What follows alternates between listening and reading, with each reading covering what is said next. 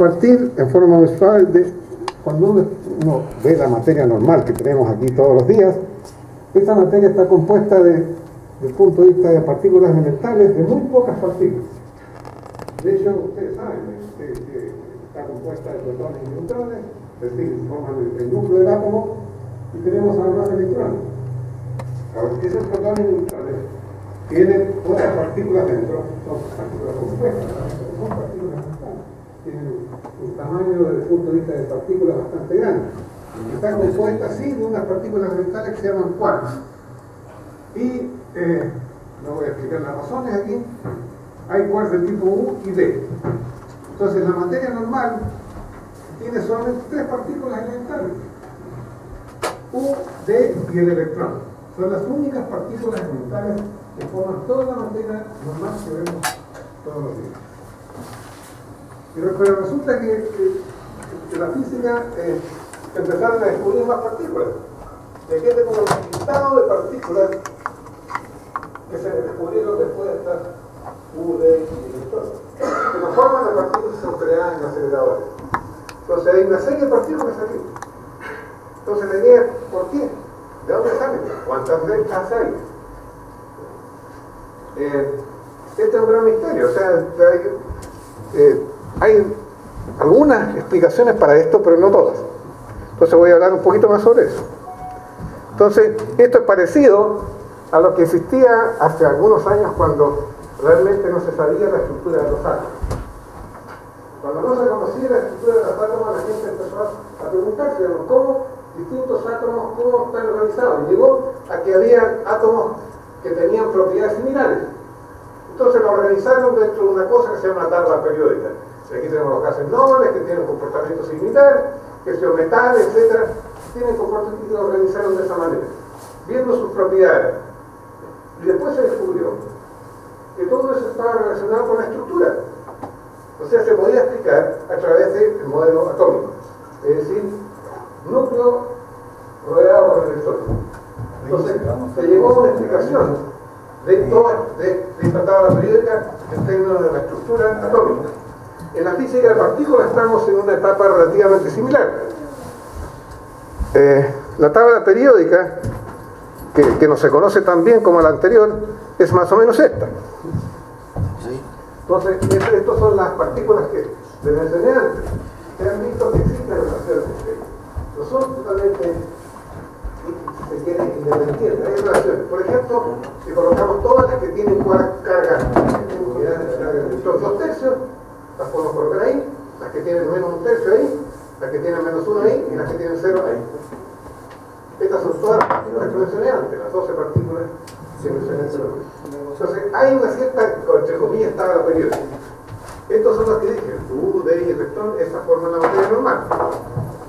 ¿Correcto? Pero hay más aquí, hay otras, se sabe.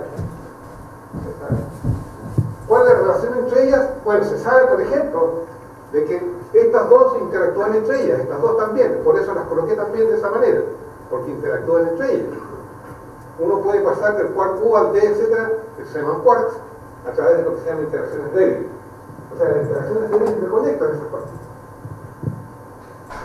Ya parece que no lo escucharon muy bien. Bueno, entonces, conectan esas partículas. Ahora, hay muchos detalles aquí que me voy a saltar un poco. Si alguien tiene interés me puede preguntar, pero hay detalles que me voy a saltar. Por ejemplo, ¿por qué se llaman quarks? Por ser leptones. Estas se llaman quarks porque tienen lo que se llama la interacción fuerza. Es decir, son, si quiere, la fuerza nuclear. La fuerza nuclear. Esta no siente la fuerza nuclear, entonces hay una separación. Pero ellas son detalles. Pero aquí resulta que hay otras partículas. O sea, no solamente estas de aquí. Estas son las que forman la materia. Pero entre ellas interactúan a través de estas de acá. Estas son las que dan la fuerza. Tenemos otras partículas entonces, pero estas son las que dan la fuerza. Por ejemplo, aquí tenemos un ejemplo de, por ejemplo, dos partículas que interactúan intercambiando, por ejemplo, un fotón. Esa es la interacción electromagnética. Toda la interacción electromagnética se puede describir a través de intercambio de fotones. Y la interacción electromagnética es absolutamente indispensable.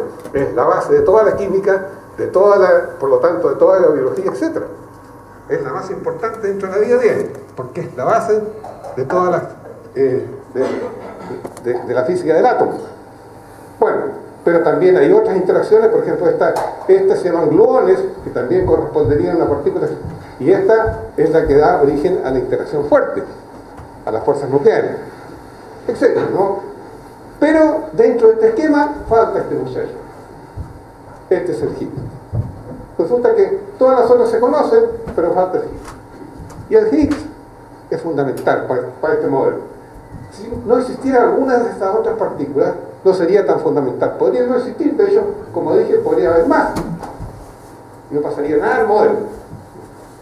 El detalle que me estoy saltando ahí, pero no pasaría mucho el modelo. Pero este es fundamental. O sea, si no existe este, el modelo tiene dificultades serias. Esto es lo que se llama el modelo estándar. Ahora, una cosa que ustedes deberían preguntarse inmediatamente es qué es lo que pasa con la gravedad, que no está aquí. Están las otras tres interacciones, pero no está la gravedad. Entonces este modelo estándar es hasta por ahí nomás completo. Falta la gravedad. Quizá es el gran problema de la física contemporánea, dentro de este modelo estándar, incorporar la gravedad también. No está aquí. Por eso podría hablar mucho, se llama gravedad cuántica, etcétera, etcétera, pero sencillamente para colocarle de que la física todavía tiene bastante que entender de la naturaleza. Entonces, bueno, aquí están las preguntas. Falta la partícula Higgs, hay varias cosas que no contesta este modelo. ¿Ah? ¿Cuántas hay? ¿Cuántas? Estas de aquí se llaman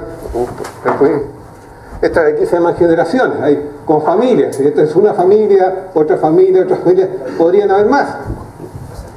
Entonces no se sabe eso, ¿ya? Tampoco se sabe, y de eso lo voy a hablar posteriormente, por qué tienen la masa que tienen. Vamos a hablar qué es lo que significa la masa con respecto al Higgs, pero el Higgs no soluciona todos los problemas de la masa. Entonces vamos a ver por qué. Y aquí viene lo principal, o sea, el Higgs es una partícula, vamos a hablar un poco de los detalles, que la idea en estos aceleradores es que sea producida. Y resulta de que aquí hay una relación muy importante, E igual mc cuadrado. La relación de Einstein de la relatividad especial, que ustedes han visto en física 140, es absolutamente fundamental. Porque lo que dice esa relación es que yo puedo convertir energía en masa y masa en energía. La masa es una forma de energía.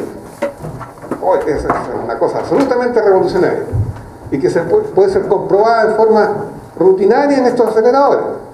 Yo puedo sencillamente producir partículas si tengo suficiente energía. Y por ejemplo, si hago chocar un electrón con un positrón, estos pueden aniquilarse y crear fotones, partículas sin masa, energía pura. Sencillamente desaparecen y queda como energía pura. Entonces, esto puede ser comprobado en forma absolutamente rutinaria en aceleradores. Entonces, la idea es aquí producir el Higgs, porque, como decía anteriormente, este modelo estándar predice la existencia de esta partícula. Es absolutamente fundamental. Entonces vamos a hablar un poquitito voy a mencionarles qué es la masa, porque se dice que esta partícula produce la masa, da la masa al resto. Voy a hablar un poquitito de qué significa eso, y también la idea de que un poco también qué es lo que es la masa. ¿Qué es lo que es la masa? Porque uno podría decir la masa es la cantidad de materia, como me enseñaron a mí en el colegio, en los cursos elementales. Pero aquí no es una buena manera de escribirlo, porque uno tiene partículas como el electrón que tienen masa y se supone que ni siquiera tienen radio. No tiene estructura interna, entonces ¿qué diablos es la masa? Bueno, la masa probablemente es una propiedad de cada partícula, es una propiedad intrínseca de cada partícula. Algo así como la carga eléctrica, como el spin, o sea el magnetismo, son propiedades de la partícula intrínseca que pertenecen a la partícula. Entonces, es una especie de carga gravitacional. Ahora, es una carga gravitacional muy especial porque la interacción gravitacional es solamente atractiva. Entonces, no es exactamente igual que la carga eléctrica, porque la carga eléctrica puede ser atractiva o repulsiva. Aquí, solamente atractiva. Entonces, es especial. No es exactamente lo mismo, pero es parecido. Entonces, para para producir estas partículas tengo que hablar primero de estos aceleradores. Y hay montones, pero el principal en este momento en el cual nos vamos a enfocar es el Large Hadron Collider, que es un acelerador gigantesco. Yo creo que difícilmente uno puede imaginarse el tamaño de estas cuestiones, o sea, son absolutamente cosas gigantescas. Muy, muy difícil imaginarse el tamaño. Es un anillo que está, aquí tenemos la frontera entre Francia y Suiza, ¿ya? Queda la mayor parte realmente en Francia, este es el lago Alemán y aquí está Ginebra, muy cerquita de Ginebra. Aquí está el aeropuerto de Ginebra, entonces queda muy cerca de Ginebra. Las oficinas quedan en Suiza, pero la mayor parte del acelerador en Francia. Aquí está una foto, este es el aeropuerto y aquí está el anillo. Obviamente esto es un dibujo porque el asunto está bajo tierra. Aquí está la oficina del CERN por acá. Y este es un anillo que está bajo tierra, lo cual se hacen circular protones en una dirección y en otra y se hacen chocar. Y aquí tenemos los detectores. Hay 4 principales detectores donde chocan las partículas. El más grande es Atlas, pero también tenemos CMS, y más pequeños es ALICE y el LSCB, que cumplen funciones un poquito diferentes. Y el túnel es un túnel de algunos metros de diámetro, en el cual obviamente se puede transitar de esta manera, y por aquí van las partículas. Y este es el túnel especial. Ahora, las características son absolutamente, digamos, tremendas. O sea, sencillamente para mencionarle algunos datos de este acelerador, para que ustedes vean la magnitud de este tipo de máquina. 27 kilómetros, 100 metros bajo tierra, y está a menos 271 grados Celsius, perdón. O sea, casi cero absoluto. Entonces es una temperatura, es la temperatura más baja que la temperatura del espacio exterior. El espacio exterior tiene como casi 3 grados Kelvin, digamos, más bajo que eso. Entonces la temperatura es tremendamente baja, todos los 27 kilómetros de largo. Entonces es tremendo, es una cosa realmente. Tenemos hace de protones 3 por 10 a la 14 por centímetro cuadrado por segundo. Eso no es mucho, porque en un centímetro, 0,1 centímetro de acá, eso corresponde a durante 10 años. No es mucho, porque tenemos muchos protones, pero la energía es bastante grande, ¿no? 340 megajoules. Corresponde a un tren de 200 toneladas que va a 200 kilómetros por hora. Entonces es una tremenda energía concentrada en unos cuantos protones. Cada protón tiene energía en un zancudo, imagínense, o sea, es tremenda la energía.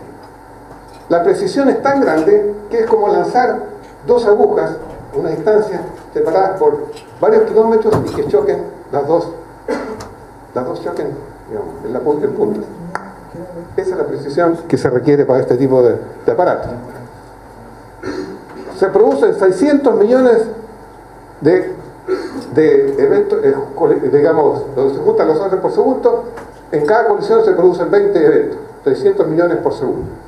Ahora, es una cantidad bastante grande, pero voy a explicar posteriormente de que para encontrar el Higgs no es tan grande. Entonces este es un dibujo de un acelerador, este está el tamaño de las personas aquí, perdón, de uno de los detectores Atlas. Las partículas chocan aquí en el medio, una viene en esta dirección, el otro en la otra dirección, chocan en el medio y salen partículas en todas direcciones. Hay que tomar en cuenta de que estas son partículas grandes, ¿eh? Son protones compuestos de algo, voy a hablar un poquito más sobre eso. Chocan los protones y sale mugre para todos lados. O sea, no es una colisión muy limpia, bastante sucia. Entonces, por eso es que es difícil detectar lo que sucedió ahí. La analogía es, que siempre es, no es idea mía, pero la analogía es, supongamos que uno tiene 2 relojes, agárralos y quiere saber cómo están adentro. Los físicos no somos habría que desarmarlos, pero no tenemos cómo desarmarlos. Entonces lo que hacemos es agarrar los relojes y ¡pua! Salen las piezas para todos lados y vemos cómo estaban los relojes. ¿Ah? Ahora, es peor que eso, porque aquí se pueden producir partículas que no estaban en los relojes. Entonces, es más complicado, aún que esa cosa. Este son no sé cuántos metros de altura, 50 metros de largo, etcétera. Son máquinas pero gigantescas. También aquí lamentablemente debería ser una animación, no sé por qué no resulta, pero deberían acercarse y producir ahí. Ya.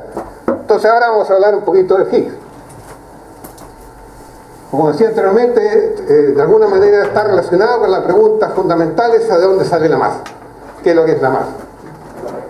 Y de hecho algunas partículas ni siquiera tienen masa, como el fotón.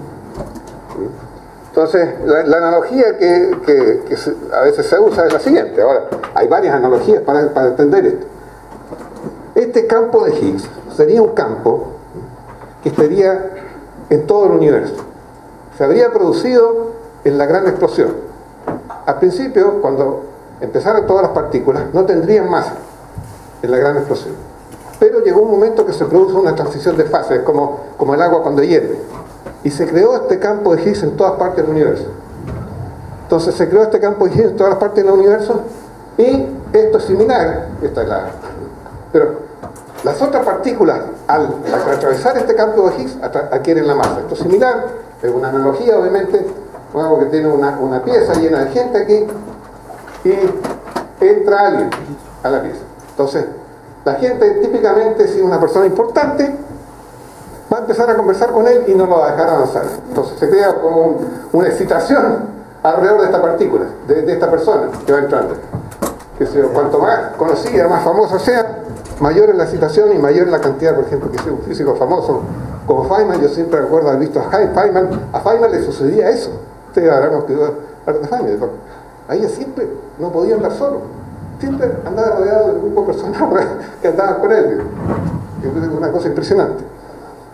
Porque además era una persona que conversaba muy amablemente, etc. Entonces, siempre había personas alrededor de él. Y aquí la idea es la misma, o sea, la persona avanza, se forma un tumulto alrededor de él y puede avanzar muy poco. Si una persona desconocida, obviamente pasa rápidamente. Entonces, esto es lo que sucede del campo de Higgs, o sea, las interacciones de la partícula con el campo de Higgs es lo que le da la masa. Ese es lo que se llama campo de Higgs, no es la partícula de Higgs, son dos cosas diferentes. La partícula de Higgs es una manifestación, queda algo residual que es la partícula de Higgs. Ahora, esto no contesta algo fundamental. Le da la masa a las partículas, pero no dice por qué las partículas tienen diferente masa. Porque hay partículas que pasan más rápidamente y otras menos rápidamente. Entonces voy a repetir, aquí no es que se haya absolutamente contestado todas las preguntas que uno tiene en la física. Es un paso absolutamente fundamental, pero no es todo. Ahora, ¿cómo se detecta esta cuestión? Como vimos anteriormente, esta cuestión se detecta en choques de protones, típicamente. Ahora, podría haber una máquina mejor. Por ejemplo, si hiciéramos chocar electrones con positrones o electrones solos, sería una mejor máquina, porque los electrones son partículas elementales, no son estas partículas gordas como los protones, y buscarle una cantidad grande de mugre. Pero son más difíciles de acelerar. Entonces, para estas máquinas grandes es más conveniente tener protones. Ahora, ¿por qué es difícil detectar el Higgs? Por varias razones. Una, que no se sabe su masa. El modelo no dice qué masa tiene. Entonces hay que buscar, empezar a buscar ahí qué masa tiene, no se sabe. No es algo desconocido, no se sabe. Es un parámetro de la teoría que no se sabe. Vamos a hablar después que la probabilidad de producción es muy pequeña. De eso voy a hablar a continuación. O sea, es difícil producir. Y voy a hablar un poquito sobre eso. Y su acoplamiento, y es una de las razones por la cual es difícil producirlo, es la siguiente. Su acoplamiento, es decir, cómo se acoplan las otras partículas, es proporcional a la masa. Dentro del protón teníamos los quarks U y D, tienen una masa muy pequeña. Entonces estos quarks U y D, que son los que chocan, los que componen el protón, difícilmente van a producir un Higgs, o sea, con muy poca probabilidad, porque depende de la masa, y tiene masa pequeña. Entonces el protón tiene masa pequeña aquí, y aquí está, este es un dibujo de cómo sería el choque de dos protones. No chocan así, chocan de frente, pero este es un dibujo para indicar la idea. Generalmente se coloca así, pero obviamente está chocando de frente. Entonces dos protones chocan, algunos de los constituyentes chocan y producen las partículas nuevas, y esto queda como espectadores. Entonces esta es la mugre que sale en todas direcciones y los constituyentes chocan. Eso es la idea general. Y el protón, hay que acordarse, tiene 3 quarks, pero también tiene estas otras partículas que se llaman gluones. El protón no es tan simple como 3 quarks. Tiene gluones y tiene un montón de mugre también. Aquí es una imagen más detallada del protón con los 3 quarks, esto, UD, pero otros quarks que es una sopa de cosas más complicadas que eso. Voy a hablar más en detalle de esto posteriormente también. Entonces, cuando chocan estas partículas, son los constituyentes los que producen la partícula que se necesita, ¿no? Entonces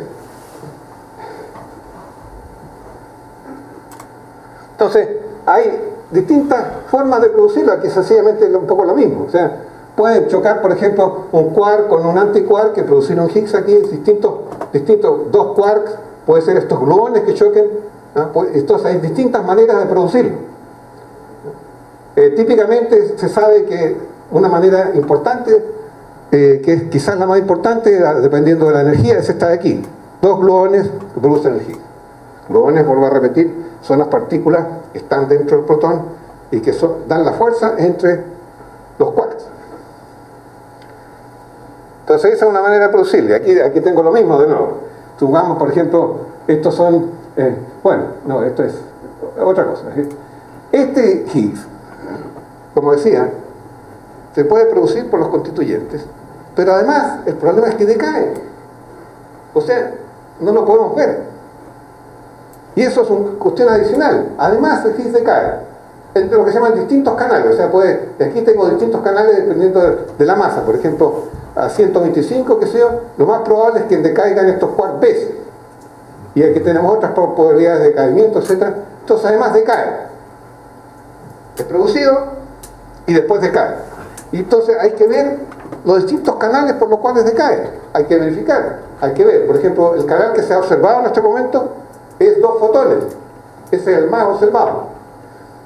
Entonces veamos, por ejemplo, el canal principal, BB barra. Entonces el canal principal, BB barra, se producen 2B, pero hay montones de otras maneras en las cuales pueden producirse BB barra sin que haya un Higgs.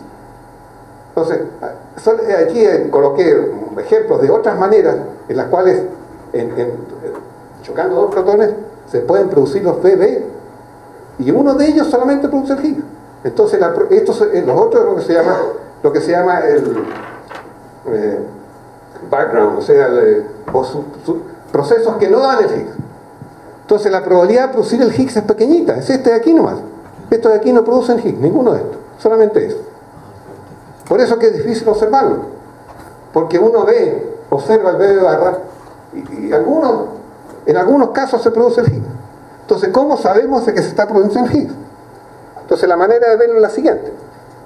Supongamos que nosotros hacemos este experimento y vemos ese canal. Como digo, hay muchos canales, pero hay personas que están, físicos, que están observando el gamma gamma, otros están observando el BB barra, otros distintas digamos, casos finales, canales.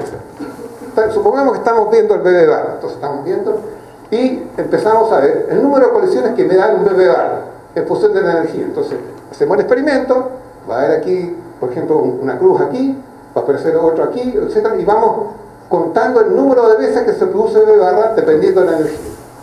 Y si no hay Higgs, va a aparecer una cosa así. ¿Ya? Entonces, esto va a ser el número de colisiones en las cuales se produce el BB barra dependiendo para distintos valores de la energía. Ahora, si hay Higgs, va a haber una pequeña cosita aquí adicional, chiquitita, muy pequeñita. Significa que este exceso de eventos aquí me da el Higgs. Es muy pequeñito, es chiquitito. Entonces es muy difícil en estos experimentos detectar estas partículas, y por eso es que se necesitan montones de colisiones. O sea, realmente hay que hacer cada varias horas se produce un Higgs. Se producen otras cosas con mucha más probabilidad.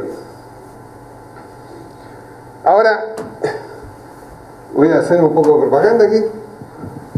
Voy a mencionar otra manera de producir el Higgs, que no es la manera que se dio anteriormente, es de una manera que yo he trabajado con otras personas. No nos han tirado mucha pelota. Yo creo que de todas maneras se la voy a mencionar, ¿eh? Se la voy a mencionar. Aquí, obviamente, no pretendo que entiendan los detalles, pero la idea es: resulta, como les dije anteriormente, que el protón tiene estos tres quarks. Aquí los pongo QQQ, pero es realmente UUD. Esos son los quarks, se llaman quarks de valencia. Pero además existe, y esta es la probabilidad, es como la probabilidad de que el protón esté en ese estado. Pero los que han visto mecánica cuántica saben de que también existe probabilidad de que el protón esté en otro estado, por ejemplo, tenga estos quarks pesados. La probabilidad de eso es pequeña probabilidad, por ejemplo, tipo 1% solamente la probabilidad de que esté en ese estado donde están los quarks pesados. Pero los quarks pesados se acoplan fuertemente al Higgs. Entonces, la idea nuestra fue: ¿por qué no podemos usar los quarks pesados del protón para poder producir el Higgs? Es una idea novedosa, no se le había ocurrido a nadie. Entonces, no soy el único, o sea, esto lo hicimos con otra persona de aquí y una persona de Estados Unidos del acelerador de SLAC. Entonces, la idea es la siguiente, ¿eh? Tenemos esto lo que se llama el estado, en el cual tenemos los tres quarks de valencia y los dos quarks pesados, digamos. Estos son quarks pesados. Esto produciría energía al interactuar. Ahí produciría energía. Entonces, vuelvo a repetir, como el acoplamiento es grande, digamos, esto sería posible, a pesar de que la probabilidad de tener esto es pequeña. Y tiene una ventaja adicional, que es fácil de entender. Estos quarks, cuando vienen todos juntos aquí, en promedio tienen la misma velocidad. Obviamente, si no saldría uno volando para allá. En promedio tienen la misma velocidad. Pero la masa de esto es mucho mayor. Entonces la cantidad de movimiento, el momento de esto es grande, tremendamente, porque es la masa por la velocidad. Realmente esto es relativista, pero no importa. La masa por la velocidad. Entonces, la mayor parte de la cantidad de movimiento está aquí. Estos tienen muy poca cantidad de movimiento, a pesar de que tienen la misma velocidad. Entonces, cuando es producido, esto sale volando con tremenda cantidad de movimiento hacia adelante. Entonces sería fácil de detectar. Y sale con un momento grande y sería fácil de detectar. Probablemente no habría otros procesos que harían de que, digamos, uno podría confundir esto. Ahora, tiene problemas de detección porque hay que detectarlo cerca del haz, ciertas cosas así. Pero hasta el momento los experimentales no nos han tirado mucha pelota. En todo caso, sería una manera bien novedosa de producir el Higgs. Esto está publicado y todo lo demás. Ahora, una de las gracias de esta cuestión es que ha permitido de que grupos de gente en Chile trabajen estos aceleradores. Quizás alguno de ustedes ya está trabajando aquí en los laboratorios de física, pero hay gente, y no solamente investigadores, sino que también postdocs y estudiantes que han ido al CERN y han trabajado allá. Y necesitamos más todavía. Esta es una lista del grupo de personas aquí que trabaja en el grupo nuestro. Los principales aquí realmente los experimentales son estos dos, William Brooks y Sergei Kuleshov. Nosotros somos teóricos, pero los principales están aquí. Pero hay un montón, hay varios postdocs que están trabajando en el CERN, hay alumnos que han ido al CERN a trabajar. Entonces es una cosa que está empezando y aquí en la Santa María, pero que ya ha dado frutos bastante interesantes desde el punto de vista de la física, y no solamente la física, de la ingeniería también. Porque obviamente en estos aceleradores está presente la tecnología más avanzada del mundo en ciertas áreas. Por ejemplo, qué sé yo, piensen ustedes solamente en bajas temperaturas, cosas así, computación. De hecho, la web fue desarrollada en el CERN. Fue desarrollada en el CERN, el World Wide Web, eso fue desarrollado en el CERN. Entonces, esto posibilita desarrollos tecnológicos importantes también. Ahora, claramente esto es física básica, es conocimiento, es saber cómo está hecha la materia al nivel más básico, y es saber nuestro papel en el universo. Es parecido, porque ¿para qué hacemos esto? Bueno, es curiosidad del hombre, entender. El gran avance del hombre se ha producido los últimos siglos, en los últimos, qué sé yo, par de siglos solamente. Y eso ha seguido el tremendo avance de la ciencia. Y eso ha permitido saber nuestro sitio en el universo. O sea, anteriormente la gente pensaba, qué sé yo, el Sol ahí, un Dios, y nosotros aquí, etc. No tenía idea de su posición en el universo. No que fueran más tontos, sino que sencillamente no tenían ninguno de estos conocimientos. Entonces, ¿por qué se hace esto? ¿Por qué queremos saber, por ejemplo, si hay vida en otros sistemas planetarios, en otras estrellas, etc.? Por curiosidad, por saber nuestro papel en el universo y por avanzar como seres humanos. Entonces, esta cuestión no tiene en este momento realmente una influencia en la vida diaria, pero sí nos lleva a entender por qué estamos aquí, cómo hemos llegado aquí, y cosas de ese tipo. O sea, responde a preguntas bastante básicas que se hace la gente, que se hace el hombre siempre, se ha hecho el hombre. Muchas gracias.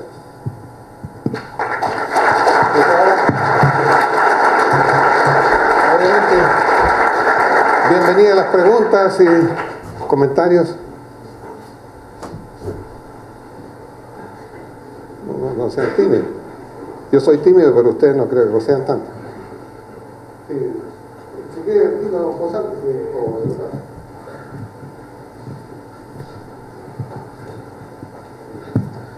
buenas tardes. La pregunta que quería hacerle era las colisiones que ocurrieron mostraron una probabilidad de encontrar de 4,7 sigmas, ¿ya? Lo que leí. Lo que quería saber, bueno, las colisiones en el CERN han estado ocurriendo durante los últimos 3 años, 2 años, no estoy seguro si 3 o 2, pero para tener información probabilística de los sigmas que han ocurrido, asumo que esto, encontrar la partícula, o sea, el estímulo a los 125 gigaelectronvolt, ha ocurrido más de una vez, para tener datos probabilísticos. ¿Cómo es posible, si esto ha ocurrido varias veces, poder reducir la cantidad de sigmas del experimento? Gracias. Bueno, de partida hay que tomar en cuenta que esto es una búsqueda. Entonces, tuvieron que buscar mucha energía primero, y ver que ahí no existía, etcétera, y después concentrarse en esta área donde últimamente había una gran concentración en esta área para determinar, porque ahí es donde había indicaciones. Entonces se pudo, una vez sabiendo más o menos el área, es como tú tienes aquí, qué sé yo, paja, tienes que encontrar una aguja, entonces ves un destello por allá, la busquemos ahí, porque ahí tienes alguna indicación de que puede estar. Y como se sabe la masa, una vez que tiene indicaciones que ahí se puede estar, ahí se concentra en la búsqueda. Ahora, había indicaciones, eso sí, de la masa del Higgs, de forma indirecta. ¿Por qué? Porque los que han visto cursos de física saben de que las partículas estas masivas también pueden influir en procesos de baja energía, pero de forma, lo que se llama partículas virtuales, que aparecen y desaparecen. Entonces tienen alguna influencia. Entonces, con esas cuestiones se sabía que la masa de Higgs no podía ser muy grande. O sea, había indicaciones. Entonces, todo esto tiene que hacerse de forma concertada y de forma, bastante organizada. Como te digo, el rango de energía, fueron probando todo el rango de energía hasta llegar a esta parte que había la posibilidad. Ahora, quiero todavía insistir de que no es todavía seguro que esa partícula sea aquí. ¿Por qué? Porque se conocen algunas de sus propiedades. Se sabe que ahí hay una partícula. Se sabe que tiene que ser un bosón. Se sabe que tiene que tener spin 0, 1, 2. 1 no puede ser, digamos, cierta cosa. Entonces, podría ser 0 o 2. Lo más probable es que sea 0, que la partícula corresponde a un bit. Pero ahora hay que ver los distintos canales y ver que realmente se obtiene el número de Higgs en cada canal que el modelo estándar predice. Ahí se confirmaría realmente que en este momento podría ser todavía otra partícula diferente, que no puede realmente que se pareciera mucho.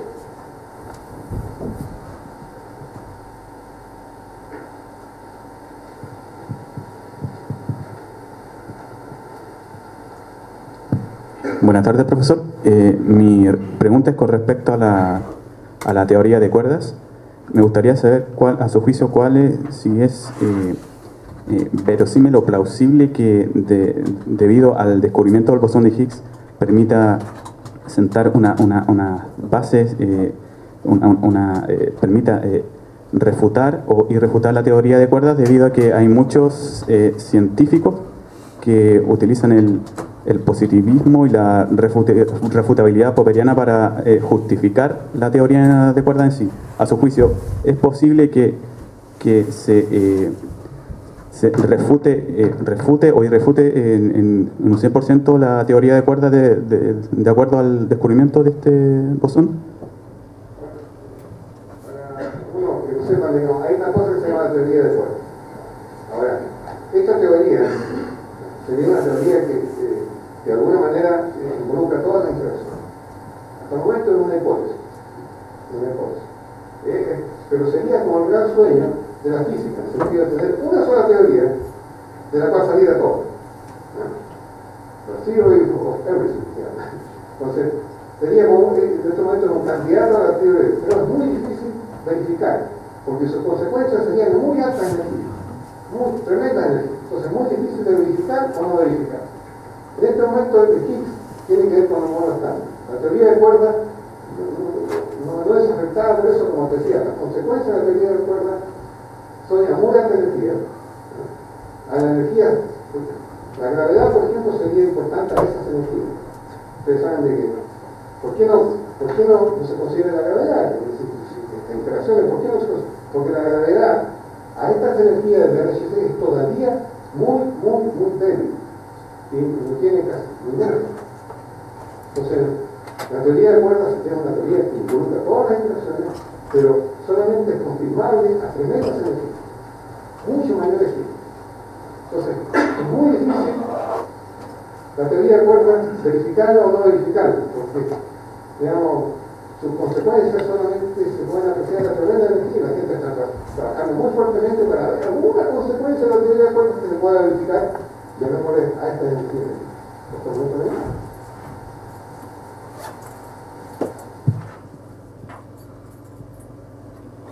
Hola, profesor. Bueno, tengo un par de preguntas. La primera pregunta es sobre el rango del LHC, porque estamos hablando que el bosón de Higgs está más o menos en 125 gigaelectronvolt, entonces más que nada apunta para saber si tenemos LHC para rato. Mi pregunta apunta sobre los rangos del LHC. Sí, el rango de energía. ¿Hasta cuánto queda? Si ahora estamos a 125, ¿queda para más eso? La primera. La segunda es cómo se hacen las correcciones a partir de, considerando el principio de incertidumbre, que lo tenemos en 140. Y la tercera es que... bueno. El rango de energía del LHC es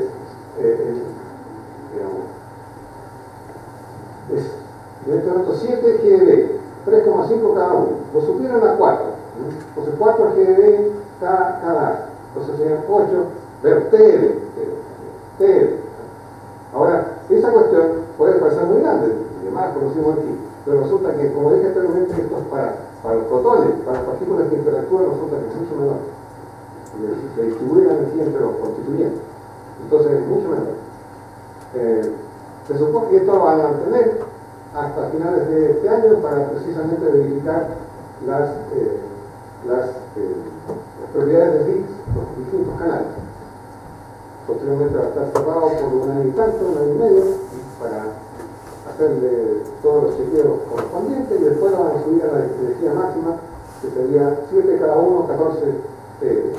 Son miles de TeV. Entonces, eso sería la energía. Ahora, con esta energía actual no se pueden producir dos Higgs, porque eso sería el ideal. Para ver las propiedades sería muy bueno producir dos. Pero en la segunda etapa, ahí se van a producir dos Higgs. Y dos Higgs se va a poder ver la interacción entre ellos, y eso sería muy importante para ver esos propiedades. Pero hay que acordarse, vuelvo a repetir, esto no es que toda la energía se use para producir Higgs, es una fracción, porque son partículas grandes, la energía está distribuida entre sus constituyentes.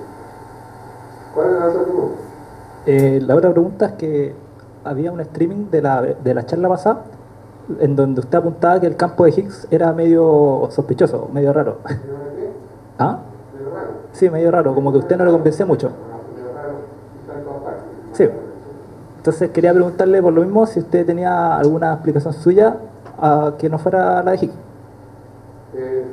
A mí me gustaría tener otra explicación, porque esta cuestión de que el campo de Higgs en todas partes, yo personalmente, en una opinión personal, creo que debería tener una explicación un poquito más porque eso significa problemas con la energía del pasivo, de una energía muy grande. Hay ciertas dificultades con eso, o sea, que también es medio raro, que el campo de Higgs esté en todas partes, sea como un metro que está en todas partes. Ahora, el modelo es este, pero yo pienso, hay una opinión personal solamente, de que es probable que esto sea una cosa efectiva, que realmente tenga otra explicación más fundamental. Pero bueno, yo no la tengo.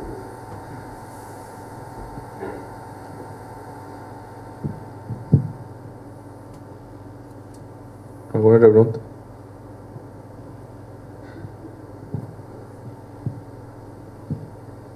Buenos días, profesor. Buenas tardes.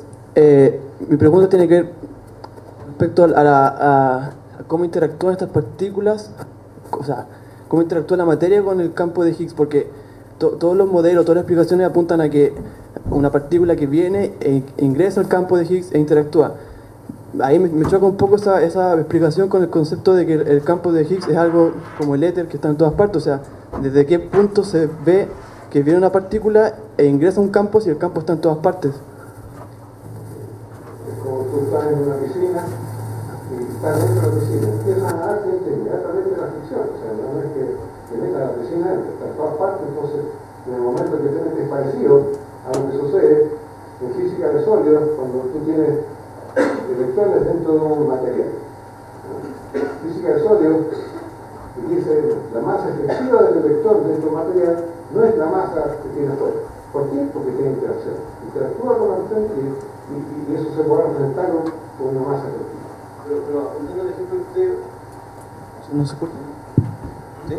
Apuntando el ejemplo que usted mencionaba de al entrar a la piscina, ahí hay un cambio de medio, o sea, si yo me lanzo a la piscina estoy... No, pero esa está en todas partes, o sea, no es que uno se meta al campo, está en todas partes, realmente... Es que ahí no, a eso no me calza, cómo uno puede tener una referencia para entender que fuera del campo de Higgs pasa algo con las partículas y dentro pasa otra cosa. Eso es lo que dije, al principio del universo existió una cosa así, las partículas no tenían más. De repente hubo una transición de espacio y hizo que el universo completo se desarrollara este campo de Higgs en todas partes, el universo completo, todo. Esa es la teoría. Entonces las partículas que estaban ahí se empezaron a sentir que no podían viajar tan rápido. Tenían una resistencia de viajar y el efecto. Gracias.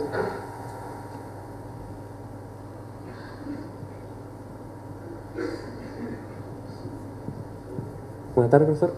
Mi pregunta básicamente era que yo tenía entendido que la física de partículas explicaba la interacción entre las partículas mediante la interacción entre dos partículas, interacción electromagnética, por ejemplo, era interacción entre fotones, ¿cierto? Es intercambio de fotones. Claro. Entonces se dice que el bosón de Higgs, o sea, el campo de Higgs es el responsable de darle materia a las partículas elementales. Además, sí. Tiene que haber una relación entre el bosón de Higgs y las demás partículas.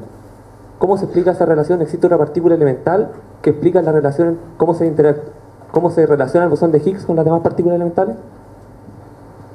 Bueno, un poco volver a lo mismo, o sea, es una partícula, o sea, existe este campo de Higgs, existe en todas partes, como decía anteriormente, y una manifestación de esa cuestión es la partícula de Higgs. No es lo mismo el campo de Higgs que está en todas partes con la manifestación que es la partícula, son un poco cosas un poquito diferentes. Pero dentro de la teoría, la manera es esa, o sea, tendría que entrar dentro de la teoría de los detalles, pero existe esta manifestación, ¿ya? Y eso es lo que sucede, o sea, al final, no sé qué más decirte, porque es como todas las cosas, o sea, uno puede preguntarse todos los por qué haber por haber, pero en algún momento va a llegar a decir, bueno, la cosa es así, ¿ya? La idea es empujar eso lo más posible, hasta donde yo pueda. Y tu pregunta está bien, pero en este momento no se sabe. Entonces, yo puedo empujar los por qué hasta donde yo quiera. Pero al final, esto es como un juego de ajedrez. Yo tengo un juego de ajedrez ahí y no conozco las reglas. Entonces al final veo que el caballo se mueve así, la otra cosa se mueve así, etcétera, y voy descubriendo las reglas. ¿Por qué esas son las reglas? Quizá en algún momento se pueda saber exactamente por qué son las reglas, pero en este momento las estamos descubriendo. Entonces, hay que empujar hasta donde se pueda. Uno, por ejemplo, no puede tener ni siquiera prejuicios religiosos, porque si uno tiene prejuicios religiosos, ya se contestó algunas cosas. Entonces no hay ni siquiera tener prejuicios religiosos y decir, yo voy a tratar como científico de llegar hasta donde pueda para entender el universo, entender la materia, hasta donde y no me hago ningún prejuicio, digo, hasta hace poco, por ejemplo, esta cuestión de que el origen del universo, o sea, una cuestión, ¿cómo vamos a hablar del origen del universo? Es una cuestión absolutamente fuera, no tiene sentido hablar de esas cosas, resulta que ahora tiene sentido hablar de esas cosas. Pero uno se puede seguir preguntando, ¿por qué eso es así? Al final, hay gente que piensa, bueno, quizás el universo, eso se llama principio antrópico, digamos, que el universo se creó de tal manera porque cualquier otra manera no habría podido existir. O sea, como, la única manera, estas leyes son las únicas que hacen posible la existencia de las cosas, del universo mismo. Entonces, pero eso es una hipótesis. Entonces al final hay que, como decía Tormento, o sea, uno no puede, estamos tratando de descubrir las reglas. Hasta aquí vamos con puras reglas, ¿no? Entonces hay cosas aquí que no se saben. ¿Por qué, por ejemplo, qué sé yo, la relación entre esas partículas? ¿Por qué las partículas tienen? ¿Por qué la interacción fuerte está del tipo? ¿Por qué? Hay muchos por qué todavía. Quizás se pueda llegar a una teoría unificada donde muchos de esos por qué se puedan, pero todavía van a quedar cosas ahí. Pero, por ejemplo, hay una cosa que aquí no se explica, y que es una cosa bien simple, muy simple, que no se explica aquí, que ustedes se pueden preguntar inmediatamente en cualquier curso. ¿Por qué la carga del protón es igual a la carga del electrón, con signo opuesto? Y eso se conoce con una precisión, pero tremenda, porque cualquier pequeña diferencia en una parte, no sé cuánto, significaría que nosotros estamos cargados eléctricamente. Y eso significa tremendos problemas, digamos, porque no podríamos caminar por ahí. Porque la interacción electromagnética es muchísimo más fuerte que la interacción gravitacional. Entonces cualquier diferencia de carga significaría un tremendo problema. Entonces la carga del electrón es igual a la carga del protón con una precisión, pero feroz, tremenda. Mucho mayor de lo que te imaginas, pero con signo opuesto. ¿Por qué? Esta cuestión no lo explica. Una cosa tan simple no la explica. Existen gente que tiene sus explicaciones, pero nadie sabe si son ciertas. Entonces hay montones de por qué.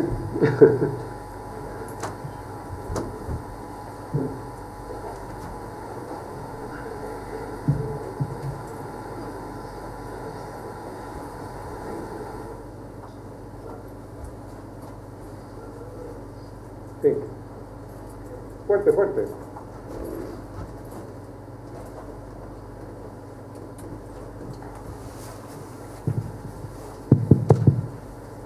Habla fuerte, ¿no? Buenas tardes, profesor.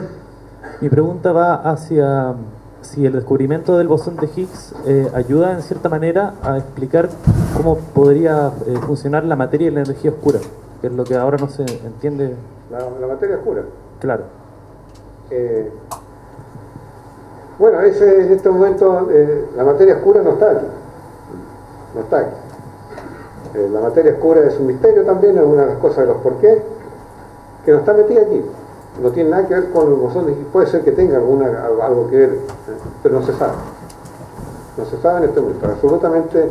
Se piensa que la materia oscura corresponde a alguna partícula. Y tiene indicaciones de que la materia oscura son partículas. Podrían no serlo. Podría ser otro efecto, que no sean partículas.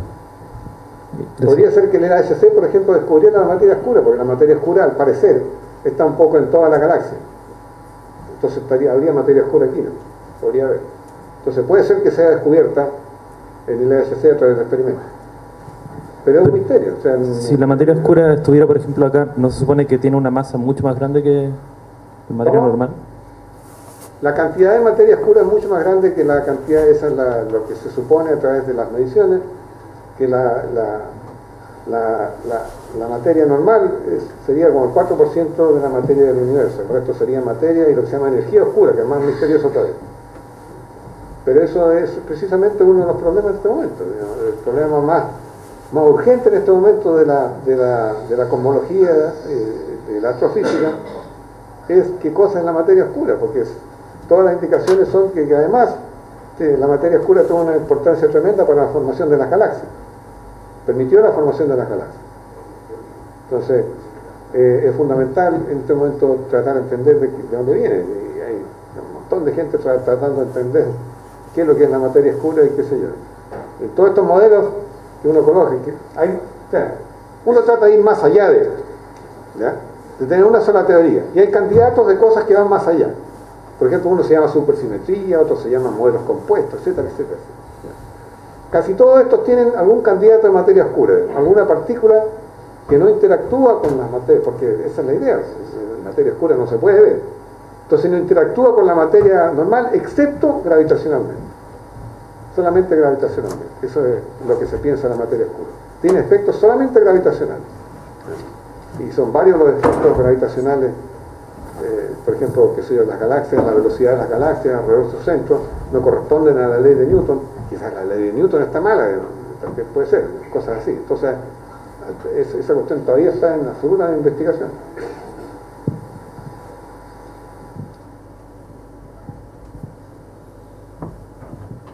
¿Aló? ¿Aló? Sí. Bueno, buenas tardes, profesor. Quería empezar agradeciéndole por esta charla. Encuentro que igual estuvo buena, a pesar de que yo estoy recién en 110. Igual creo que entendí más o menos harto. Igual voy a hacer una pregunta un poco más banal, por así decirlo, en comparación a mis compañeros. Quería saber, bueno, siendo bien idealista con respecto a los experimentos futuros, como ¿qué utilidad práctica usted le ve a futuro a todos estos descubrimientos? Igual una pregunta un poco más banal en realidad que los demás. Eso, gracias. Bueno, un poco lo dije anteriormente, quizás voy a repetirlo de otra manera. O sea, esta cuestión es conocimiento puro, es absolutamente entender la materia al nivel más básico. ¿Cuáles son los constituyentes mínimos de la materia? ¿Cómo interactúan? ¿Cómo está hecha toda la materia que nosotros conocemos? Es tratar de entender eso. Es absolutamente conocimiento puro. Ahora, yo voy a dar algunos ejemplos de cosas que sucedieron en el pasado, que no necesariamente van a suceder ahora, pero responden un poco a tu pregunta. Qué sé yo, toda la física de sólidos, que es la base en este momento de los dispositivos electrónicos, de los transistores, etcétera, etcétera, fue desarrollada antes. La gente sencillamente quería saber las propiedades de lo que se llama física de sólidos, ¿ya? Y saliendo semiconductores y después se le dieron aplicaciones. Entonces en ese momento se podía preguntar, ¿y para qué queremos saber qué es lo que pasa dentro de un material con los átomos y qué sé yo? No tiene ninguna importancia. ¿Algún día se va a usar para algo eso? Resulta que en este momento todos estos computadores se basan en eso. Si no, no habría computadores, no habría ninguna de estas máquinas que tienen ustedes. Entonces toda la tecnología moderna, buena parte viene de ahí. Otro ejemplo es cuando Faraday presentó a una audiencia lo que se llama la ley de Faraday. ¿Ustedes se acuerdan de la ley de Faraday? Ustedes tienen aquí un alambre, ¿no? y este alambre está enrollado y está metido un amperímetro ahí. Agarran un imán y lo mueven así, ¿no? Se produce una corriente. Se mueve, el amperímetro se mueve para ir para acá. Se produce una corriente a pesar de que yo no estoy tocando nada. No estoy tocando nada, muevo la cuestión y se produce una corriente. Esa cuestión tan ridículamente simple es la base de toda la ingeniería eléctrica. Porque lo que dice la cuestión, que si yo tengo un campo magnético variable en el tiempo, produzco un campo eléctrico que a su vez produce una corriente. Esa es la ley de Faraday, señor. Cuando lo presentó, nadie decía, esa cuestión, ¿para qué sirve? Y él dijo, aún a una guagua recién nacida no se le puede pedir que camine. Y vuelvo a repetirle, es absolutamente fundamental, porque sin esa no se podría entender ni siquiera la radiación electromagnética, las ondas electromagnéticas. Entonces, absolutamente cambió la física. Es una cosa tan ridícula como ver un imán dentro de un bobinado. Y es la base de todos de los motores eléctricos, los generadores eléctricos, todas estas cuestiones, sobre todo los generadores. De esa manera se produce electricidad, que es la que llega hasta acá. Las centrales hidroeléctricas, todas funcionan así, todas funcionan de edad. Entonces, conocimiento puro, pero con posibilidades quizás en el futuro de sacar algo ahí. Por ejemplo, otro ejemplo, los neutrinos son partículas absolutamente extrañas. Los que puse ahí no hablaba sobre ellos, pero son partículas más extrañas, no puede haber. ¿Por qué? Porque vienen del Sol, pero una tremenda cantidad, estamos recibiendo como varios miles de millones de neutrinos en la uña en este momento, por cada segundo. Tremenda cantidad de neutrinos. Pero estos neutrinos resulta que solamente prácticamente sienten la interacción débil. Y la interacción débil, por eso se le llama así, es tremendamente débil. Entonces, para que interactúen, tienen que pegarle un átomo prácticamente encima. Y nosotros sabemos de que la materia normal está llena de huecos. Porque si yo coloco esta cuestión, el núcleo, el electrón estaría como a 200 metros. Si agarro cualquier átomo y coloco esto en el núcleo, el electrón estaría como a 200 metros y sería un punto, a 200 metros. Entonces pasan los neutrinos por cada parte y no les pasa nada, excepto algunos muy pequeñitos que chocan. Entonces son capaces de atravesar la Tierra prácticamente sin problema. En este momento se piensa usar neutrinos para estudiar el interior de la Tierra. ¿Cómo es el interior de la Tierra? Se están haciendo cosas para ver cómo es a través de los neutrinos. Se tiene que pensar en los neutrinos que se podían usar para eso.